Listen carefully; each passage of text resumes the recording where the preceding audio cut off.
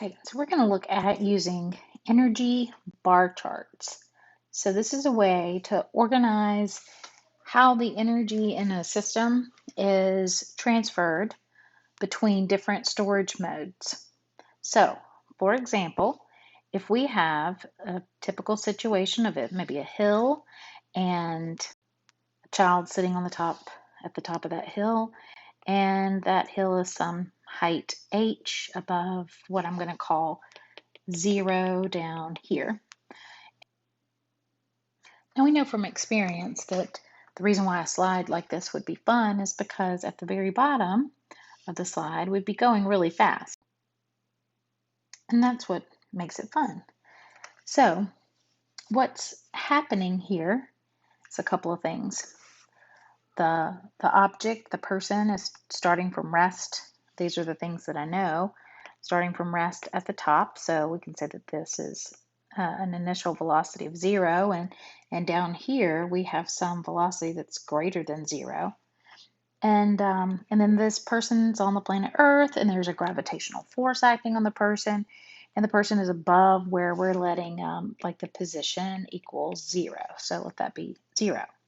So first I want to start by defining my system. And I know I use that word a lot, but this is important because if you don't define your system first, then evaluating how the energy is transferred within the system or how work is done on the system can be difficult.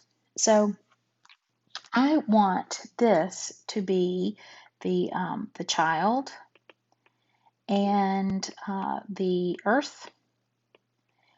And for the sake of this question right now, let's say this is like a water slide. So the coefficient of friction is approximately 0, just so we don't have to deal with any of that at this point.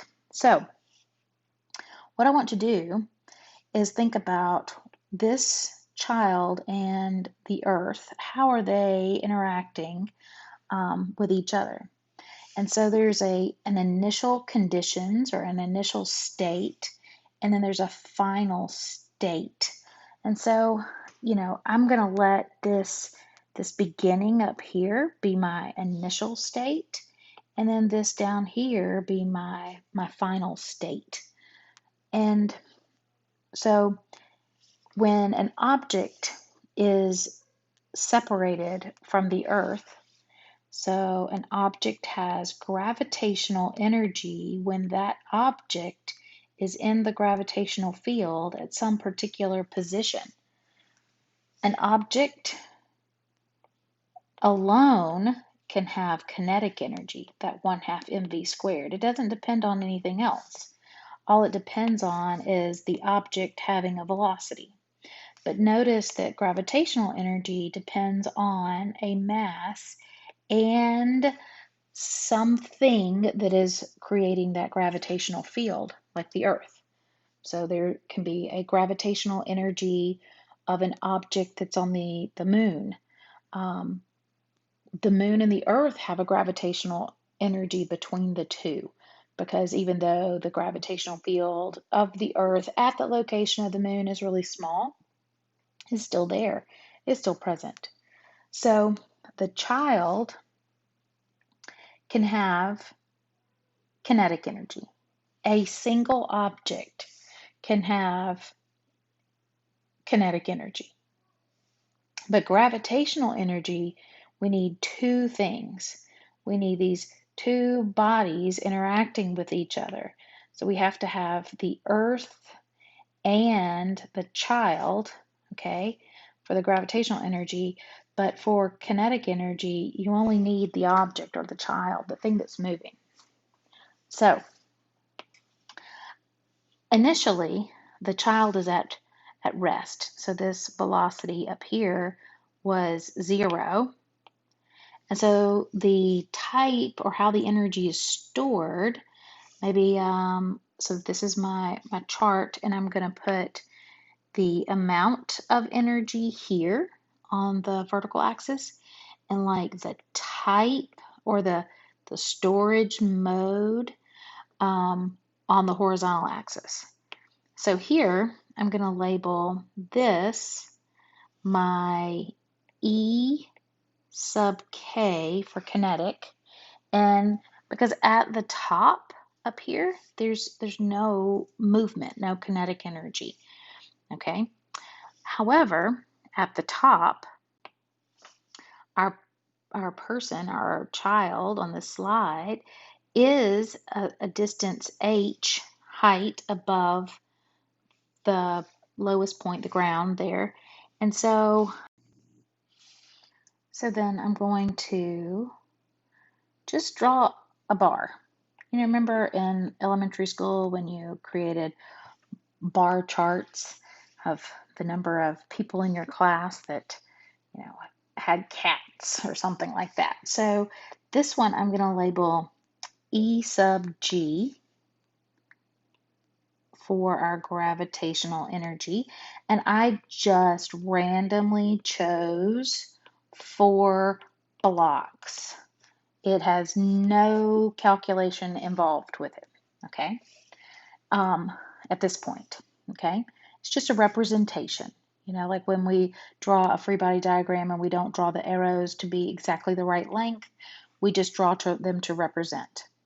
So then after the child slides down the slide and we get to this point down here, the child is moving. And the child is, you know, moving pretty fast probably. But the thing is, once we're at the very bottom where y is equal to 0, our gravitational energy is now 0. And if the work done by all the non-conservative forces is equal to the change in kinetic energy, or the change in energy of the system, and we have no non-conservative forces, we don't have any friction, we don't have any tension, we don't have any, then our work done by non-conservative forces would be 0, and that means that our initial energy and our final energy should be the same.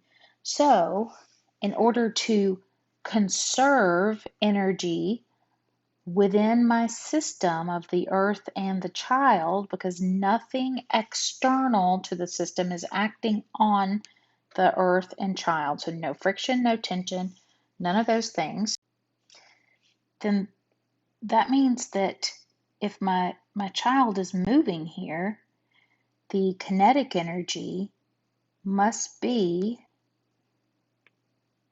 4 blocks of kinetic energy, because when we're at the ground, you know, if you do this calculation, mgy, and y is equal to 0, then this mgy is equal to 0. So now that we've created this energy bar chart, we can now write an equation to represent the energy flow, the energy change within this system. So on the left side here, I've got that I have EG, and that was initial, and then I have 0 kinetic energy, so I'm going to leave that alone. And then that would equal the stuff on the right side over here. So over here, we only have kinetic energy. There's no gravitational energy stored. And so then that would be equal to our EK. So then this is the conservation of energy equation for this system, for this setup. And so then at that point, you can come in and substitute and say, well, I know the gravitational energy is mg y initial, and then my kinetic energy should be 1/2 mv squared. And now we have an energy conservation equation for this particular system. So just like with free body diagrams, we had to solve problems based on the forces acting on it, we have to solve problems in terms of energy with how the energy is transferred within the system. So let's look at another familiar case. So here we've got a box of mass m sitting on an inclined plane that is, some angle theta above the ground there. And, let's make this real life, sort of, and say that there is friction, there is, some rough stuff on this incline so that our incline's not so smooth. Okay, so it's got some coefficient of friction that is greater than 0, but less than 1. So it's something. And, our box is going to slide. So it starts out at some, initial position, initial height above the ground there. And this time I'm going to set up my system. And what I have here is, I have my block, and the block is on the earth. And that's all I'm going to put in my system. Okay, so that's going to be my system there. And I want to evaluate the transfer of energy from this initial position up here to when our block is down here, and it has slid down here, so it's moving down here at the bottom. So that'll be my second snapshot, so to speak. So the block is interacting with the earth is interacting with the block, and so there is an energy stored in the block and earth system because they interact with each other.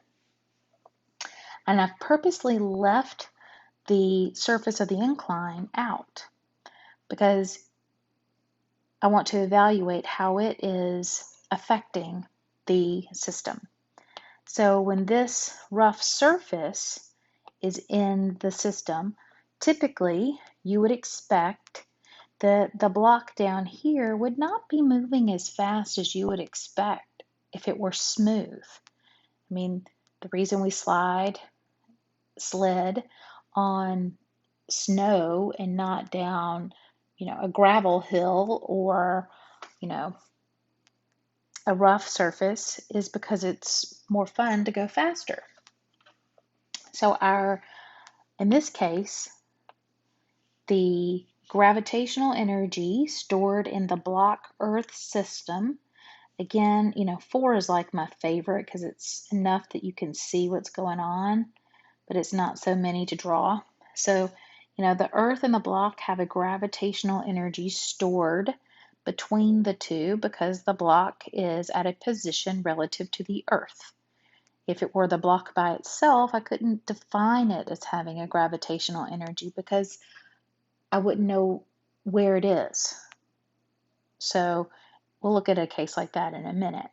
Now, if it starts from rest up at the top, then that means that my kinetic energy is 0 there. So it's not moving up here where it rests, so the initial velocity is 0, therefore the object's not moving.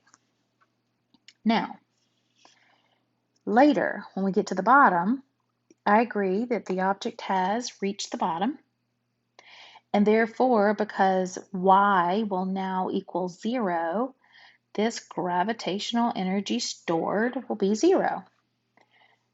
However, when it gets to the bottom, I just don't think it will be going as fast as it could have been if there was no surface interacting with it. So I'm going to draw this to represent the fact that I know it's going to be going slower. So instead of 4, I only have 2 blocks over here. And again, this is just a representation that it's going slower. And this would be my kinetic energy later. So where did that energy go? Well, the surface is rough, and that means that there is a force of friction, and it's a kinetic force. And when a force is acting on an object through a distance, there is work done. And work, by definition, causes a change in energy. So, the frictional force, if this object is sliding down the incline, the friction force is up the incline, force kinetic, up the incline, while the object is going through a distance that is down the incline. And so, because they're in opposite directions, the work done by the friction force is a negative work. So we have negative work done by the friction force. And negative is like removing. We're actually, the friction force is going to take some of the energy that was stored up here, and it's going to convert it, because when these two rough surfaces interact with each other, we know that they warm up. We know that we hear the sound. So the energy that was stored in the position of our object is transferred to energy of motion, but also there's work done on the object, removing some of that energy from the system. So how would I draw removing energy from the system? Well, I lost, or I'm deficit by 2 blocks over here. So I'll draw that I have 2 blocks of energy that was removed from the system by the work done by the force of friction. So now we can write an equation for the energy transfer and the work done on the system by the surface. So this was by the surface, because notice the surface was not in my system. The surface was outside the system. That's why it's important to define your system. But I would write this as saying, there's a gravitational energy to begin with. There's some energy removed by the frictional force doing work. So that's work, W for work, F for the force, and little script f for the friction part of it. And then that would be equal to our leftover kinetic energy at the end. And hopefully you see mathematically that it makes sense that what we start with minus what was removed from our system gives us what we were left over with. And I like to think about this as like, money. You start with some money in your pocket, you go and do something and buy lunch, and this is what you have left over. And so the amount of money in the world hasn't changed, it just transferred. This is the work done by lunch. Depending on what you know about the surface, the work done by friction will be the force of friction times the distance, and in this case it would be like the length of the incline. And remember, your force of friction is dependent on mu and the normal force, the force from the surface onto the object, which in this case would be equal to mg cosine theta, because it's on an incline. So it's really important to be able to set up your equation and evaluate what you know and what you're looking for, and all the extensions beyond. So if we were to write out this equation, this energy equation here, we would have that the mg, y initial, minus, we could have mu times mg cosine theta times the distance down the incline would be equal to 1/2 mv squared. Again, this is not something to memorize. This is a process to do in order to answer a question, to set up the energy equation for a particular system.